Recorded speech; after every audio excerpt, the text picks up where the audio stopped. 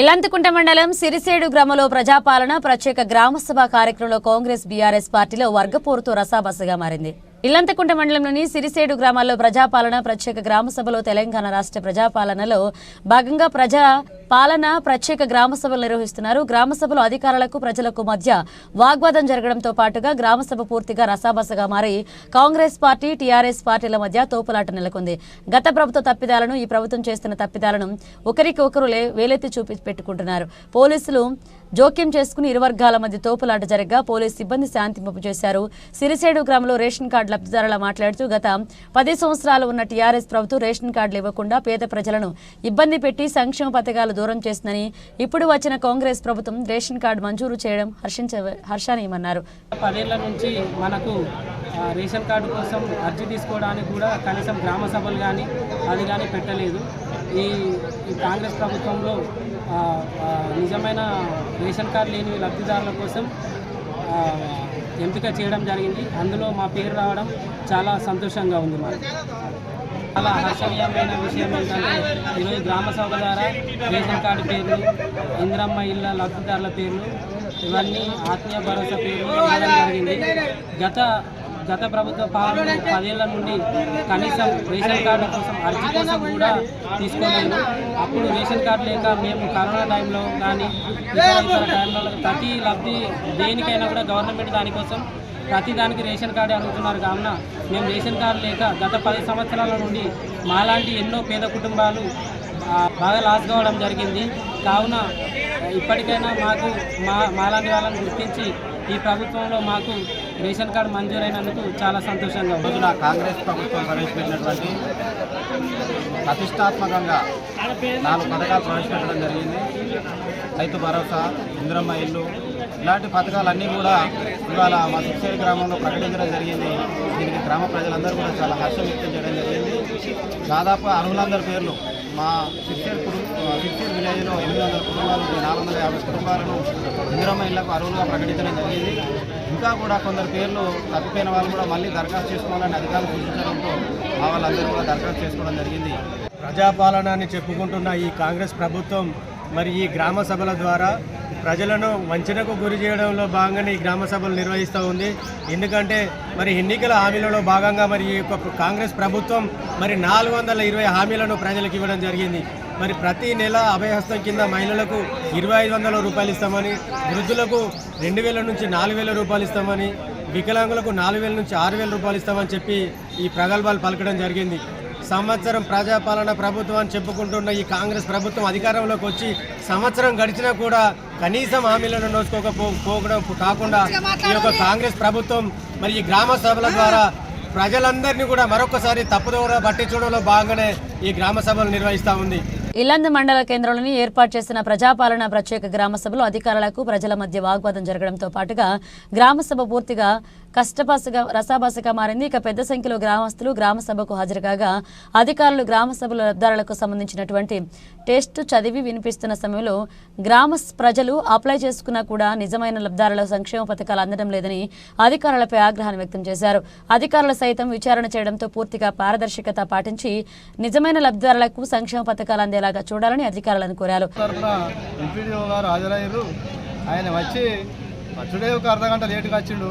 వచ్చినాక ప్రజలందరూ చాలామంది 1000 మంది దాకా వచ్చారు. గ్రామ ప్రజలు 290 మంది ఇంట్లో పేరు చదివింది. అలా ఒక్కటి కూడా ఎలిజిబుల్ పేరు కాదు. అవన్నీ ఇస్తారా అంటే ఇప్పుడు 26 తారీఖు ఇస్తామంట.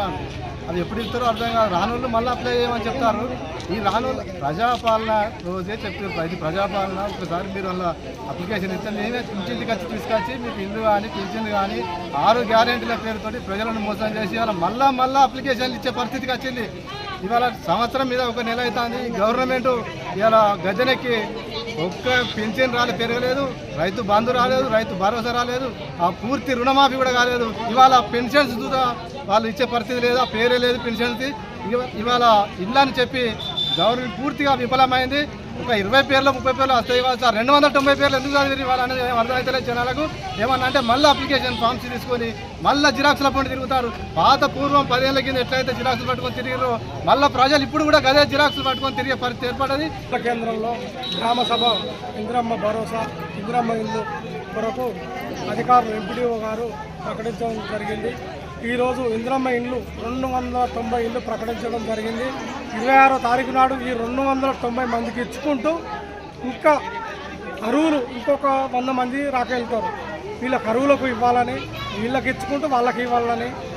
ఇంకా ఏం చేస్తారు, ప్రభుత్వం వచ్చి సంవత్సరం మీద నెల అవుతుంది. అప్పుడు ప్రజాపాలన చెప్పి 10 రోజులు దరఖాస్తులు పెట్టుకున్నారు, మధ్యలో పెట్టుకున్నారు, మళ్ళీ పెట్టుకుంటూ పోతే నిరంతరం పెట్టుకుంటూ పోతే వీళ్ళు ఇలా గ్రామ సభ అంటేనే ఇలా అరువులను గుర్తించాలి. గుర్తించకుండా అప్లికేషన్ పెట్టుకోండి పోండి అంటే 26వ తారీఖు నాడు వీళ్ళు ఎలా ఇస్తారు? 26వ తారీఖు నాడు ఇవ్వాలి అరువులకు. వీళ్ళు ఎంతమందికి ఇస్తారో తెలియదు. 290 మంది పేరు ప్రకటించారు, ఓకే వాళ్ళకి ఇవ్వండి, ఇంకా అరువులను చూసి వీళ్ళకి ఇవ్వండి. ఇది ఏంది, దీన్ని ఇంకా సాగ తీసుకుంటూ పోతే అప్లికేషన్ పెట్టుకుంటూ పోతా అంటే వాళ్ళకు ఒక ఆధార్ నెంబరు కొడితే వెళ్తుంది డీటెయిల్స్ మొత్తం. ఊకే ఇచ్చుకుంటూ పోతా అంటే ఇది కరెక్ట్ కాదు, ఇది కరెక్ట్ పద్ధతి కాదు. అధికారులు కూడా చెప్పడం లేదు. లిస్టులో వచ్చిన వాళ్ళే ఫైనల్ కాదు, తర్వాత కూడా మీ నుంచి అప్లికేషన్ తీసుకుంటాం. అర్హులైన ప్రతి ఒక్కరికి ఇందిరమ్మ ఆత్మీయ భరోసా కానీ, రైతు భరోసా కానీ, ఇందిరమ్మ ఇండ్లు కానీ, కొత్త రేషన్ కార్డులు కానీ అర్హులైన ప్రతి ఒక్కరికి చేరవేయడానికి, సంక్షేమ పథకాలు చేరవేయడానికి మేము సిద్ధంగా ఉన్నామని అధికారులు భరోసా ఇచ్చినారు. కావున ఎవరెవరో చేస్తున్నటువంటి అపోహలు, క్రియేట్ చేస్తున్నటువంటి అపోహలు అవన్నీ కూడా ప్రజలు ఎవరు పట్టించుకొని భయపడాల్సిన, భయాందోళన చెందాల్సిన అవసరం లేదు. ఇల్లంతకుంట మండల రైతు మల్లారెడ్డి రైతు భరోసాలు అన్యాయం చేశారని, గత బీఆర్ఎస్ పార్టీ హయాంలో ఎన్నికల ముందు ₹1,00,000 రుణమాఫీ అయినట్లుగా బ్యాంక్ మెసేజ్ వచ్చిందని, సరాసరి బ్యాంకుకు వెళ్లి చెక్ చేస్తే రుణమాఫీ కాదు అని బ్యాంక్ అధికారులు తెలిపారు. ప్రజాపాలన కార్యక్రమంలో దరఖాస్తు చేసుకున్నప్పటికీ కూడా ₹1,00,000 రుణమాఫీ కాలేదని ఇల్లంతకుంట రైతు మల్లారెడ్డి ఆవేదన వ్యక్తం చేశారు. నేను ప్రజాపాలన కింద 2/1/2024 నాడు గ్రామ పంచాయతీల అప్లికేషన్ పెట్టిన. ఇప్పటి వరకు గృహజ్యోతి కాలేదు, కరెంటు బిల్లు కాలేదు. ఇది గవర్నమెంట్ నిరంతరం ప్రక్రియ అని ముఖ్యమంత్రి గారు కానీ అధికారులు కానీ చెప్తున్నారు. ఎంపీడీఓ ఆఫీస్కి పోయి కూడా మళ్ళీ 4/3/2024 రోజు అప్లికేషన్ పెట్టిన. ఎంపీడీఓ ఆఫీస్కి పోతే గ్రామ పంచాయతీ ఆఫీస్కి పోమంటున్నారు, గ్రామ పంచాయతీ ఆఫీస్కి పోతే ఎంపీడీఓ ఆఫీస్కి పోమంటున్నారు. ఆధార్ కార్డును సెల్ నెంబర్ కొట్టి చూస్తున్నారు, అసలు అప్లికేషనే స్కాన్ కాలేదంటున్నారు. నేను ప్రజాపాలనలో ఇన్ టైంలో నేను ఇచ్చిన రసీదు కూడా తీసుకున్నా. ఇటు రసీదు కూడా మీకు చూపించడం జరుగుతుంది. దీనిని ఎవరిని అడగాలనేది తెలుస్తలేదు నాకు. ఎంపీడీఓ గారిని అడిగితేనేమో గ్రామ పంచాయతీ ఇవ్వమంటే, గ్రామ పంచాయతీ ఇవ్వమంటే ఎంపీడీఓ ఇవ్వమంటే, ఎంపీడీఓ కార్డు పోతే అది అప్లికేషన్ స్కాన్ కాదంటారు. ఇది నిరంతర ప్రక్రియను గవర్నమెంట్ చెప్తుంది. ఇప్పటి వరకు సంవత్సరం మీద 1 నెల అవుతుంది. ఇప్పటి వరకు నాకు గృహజ్యోతి కానీ లేకపోతే గ్యాస్ కానీ శాంక్షన్ కాలేదు. ఇక రైతు రుణమాఫీ అని చెప్పి గవర్నమెంట్ 100% అయిందని చెప్తున్నది. నాకు 14/9 నాడు ₹1,00,000, 14/9/2024 నాడే ₹1,00,000 మాఫీ అని చెప్పి కేసీఆర్ గవర్నమెంట్లో మెసేజ్ వచ్చింది. అది ఇప్పటి వరకు కూడా కాలేదు. ఆ గవర్నమెంట్లో కాలేదు, ఈ గవర్నమెంట్లో కాలేదు. బ్యాంకు నుంచి నాకు నోటీస్ పంపిస్తే నేను 1,43,000 కట్టి దానికి సంబంధించిన స్టేట్మెంట్ షీట్ కానీ అగ్రికల్చర్ ఆఫీసులో ఇవ్వడం జరిగింది. రుణమాఫీ కాలేదు, గృహజ్యోతి కాలేదు, గ్యాస్ కాలేదు.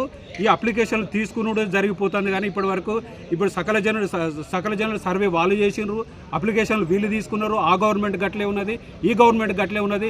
ప్రజలను 2 గవర్నమెంట్లు కలిసి తప్పుదో పట్టిస్తున్నాయి.